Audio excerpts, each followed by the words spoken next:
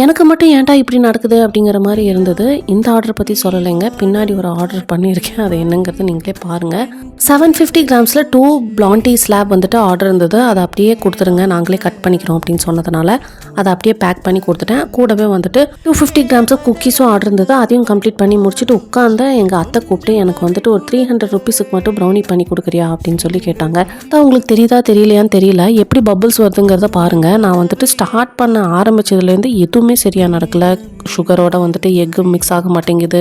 மைதாவும் cocoa powder போட்டதும் அது ஒரு மாதிரி ஹார்ட் ஆயிடுச்சு. சரின்ட்டு பட்டரையும் சாக்லேட்டையும் போட்டால் எதுவுமே எது கூடயும் ஒட்டாமல் அது வாட்டுக்கு தனித்தனியாக போகுதுங்க.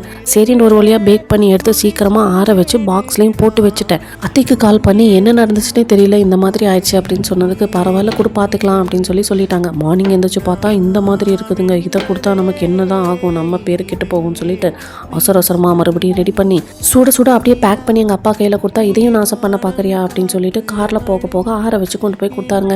நைட் அத்தை கால் பண்ணி என்னங்க நடந்துச்சு அப்படின்னு கேட்டால், நல்லா தான் இருந்தது, எல்லாமே சாப்பிட்டாங்கம்மா அப்படின்னு சொன்னாங்க. அப்பாடா.